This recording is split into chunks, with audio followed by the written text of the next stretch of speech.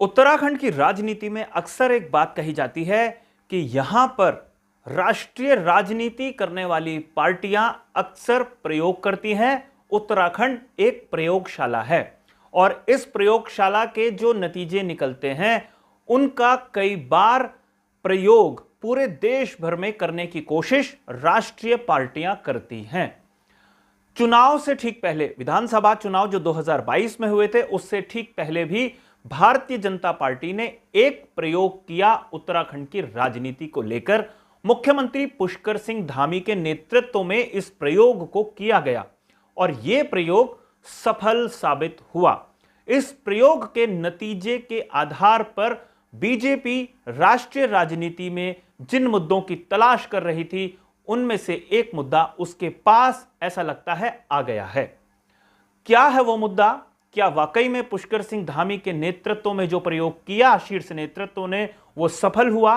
और अब क्या पूरे देश भर में यह प्रयोग सफल होगा? इस सवाल के साथ मैं आपके सामने हाजिर हो गया हूं।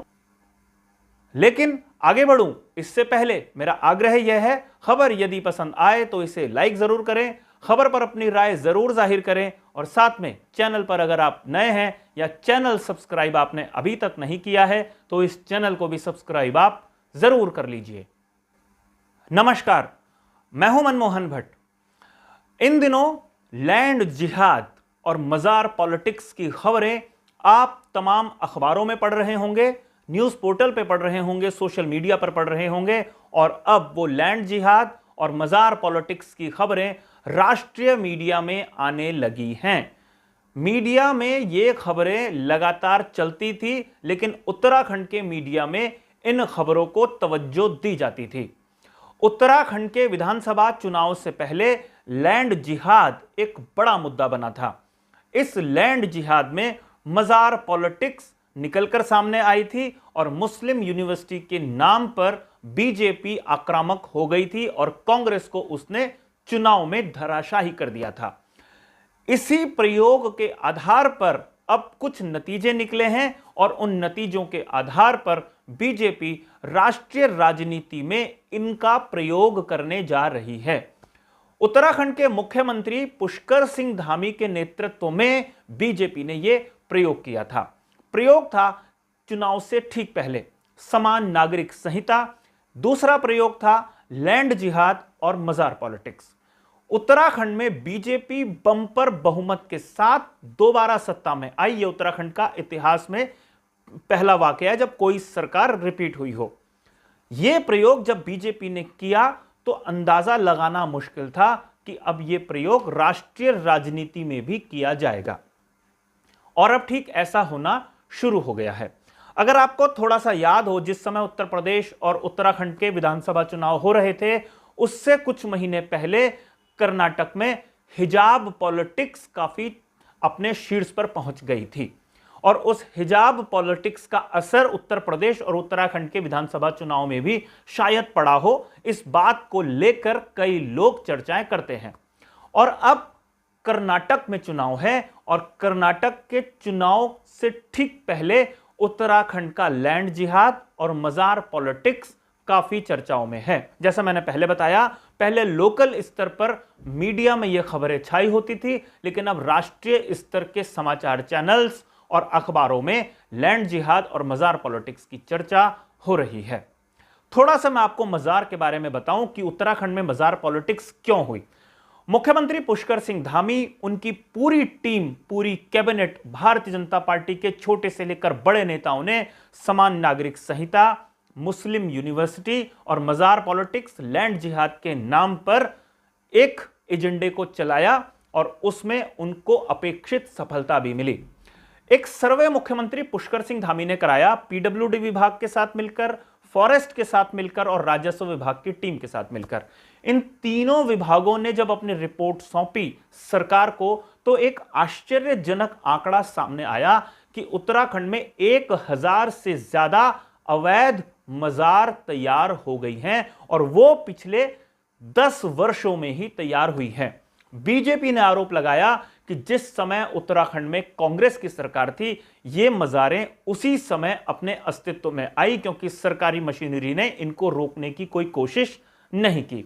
हालांकि अब हरीश रावत, जो उत्तराखंड के पूर्व मुख्यमंत्री हैं, कांग्रेस के वरिष्ठ नेता हैं, उनका जवाब आता है, उनकी प्रतिक्रिया आती है कि इसमें कोई अनोखी बात नहीं है।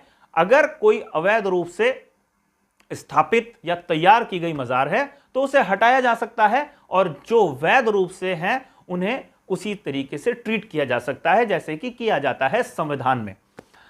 अब यह एक राजनीतिक जवाब हो सकता है, लेकिन सबसे बड़े सवाल यह हैं कि उत्तराखंड में देहरादून जो राजधानी है, उसका पछुआ दून का जो हिस्सा है, वहां पर कई मजारें तैयार हुई हैं जो राज्य सरकार के निशाने पर थी। इसके अलावा जो कई जंगल हैं, फॉरेस्ट के जो रिजर्व एरिया हैं, वहां पर भी मजार तैयार हो गई, और यह चिंता का कारण राज्य सरकार के लिए सबसे ज्यादा है। इंटेलिजेंस नेटवर्क क्यों फेल हुआ जब ये मजारें तैयार हो रही थी, इसका जवाब शायद किसी के पास नहीं होगा, लेकिन जो भी फॉरेस्ट के भीतर अवैध मजारें थी, कई रास्तों में आने वाली मजारें थी, उनको ध्वस्त पुष्कर सिंह धामी की सरकार ने किया। अब यह सिर्फ उत्तराखंड का मसला ही नहीं रह गया है, क्योंकि इस मसले पर चर्चा अब दिल्ली में होने लगी है। चाहे वो दिल्ली में मजार खुलने की बात है, मजार तैयार करने की बात हो, या देश के अलग अलग हिस्सों में अवैध मजारों के बनने की कहानी हो, ये सारी की सारी राष्ट्रीय राजनीति का एक हिस्सा बन गई हैं, और राष्ट्रीय स्तर के जो समाचार चैनल और मीडिया घराने हैं वो इन्हें परोस रहे हैं। चुनाव का समय नजदीक आ गया है। कर्नाटक का विधानसभा चुनाव है, और कर्नाटक के विधानसभा चुनाव के बाद हमको राजस्थान और मध्य प्रदेश के चुनाव भी देखने हैं, कई दूसरे राज्यों के चुनाव भी देखने हैं। और जिस तरीके से राष्ट्रीय स्तर पर मजार पॉलिटिक्स और लैंड जिहाद चलने लगा है, उससे यह अंदाजा बहुत आसानी से लगाया जा सकता है कि बीजेपी का अगला एजेंडा लैंड जिहाद को लेकर आक्रामक होने का है, क्योंकि अब 370 भी हटाया जा चुका है। अब राम मंदिर का निर्माण भी अपने अस्तित्व में आ रहा है। अब 370 के साथ साथ जो 3 तलाक का मुद्दा था वो भी भारतीय जनता पार्टी की सरकार सुलझा चुकी है।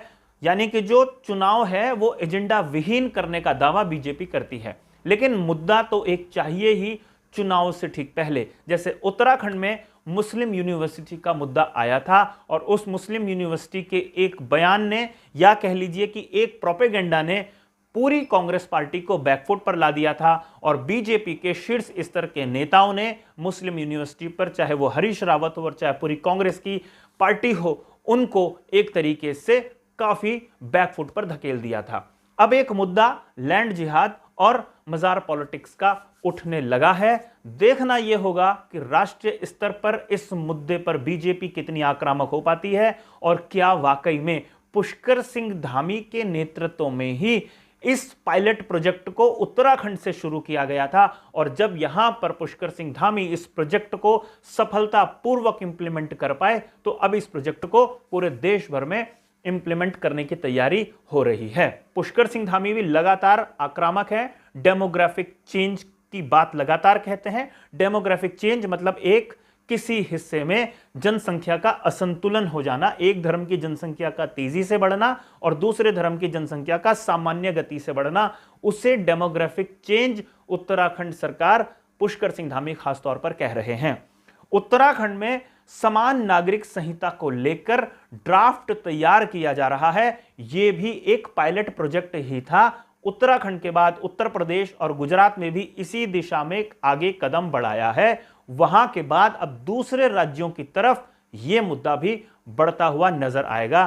तो यहां पर हम यह आकलन करने की कोशिश कर रहे हैं कि क्या जो शीर्ष नेतृत्व है बीजेपी का, उसने पुष्कर सिंह धामी को आगे रखकर एक प्रयोग उत्तराखंड में किया। सफल प्रयोग होने के बाद अब पूरे देश भर में उसका वो इस्तेमाल करने जा रही है। क्या असर होगा, इसको समझने में कुछ समय जरूर लगेगा, लेकिन फिलहाल लगता यही है कि यूसीसी या मजार पॉलिटिक्स के नाम पर बीजेपी एक बार फिर से आक्रामक मुद्रा में नजर आ रही है। साथियों, अभी के लिए फिलहाल इतना ही। अगली रिपोर्ट में आपसे फिर मुलाकात होगी, तब तक इजाजत दीजिए। नमस्कार।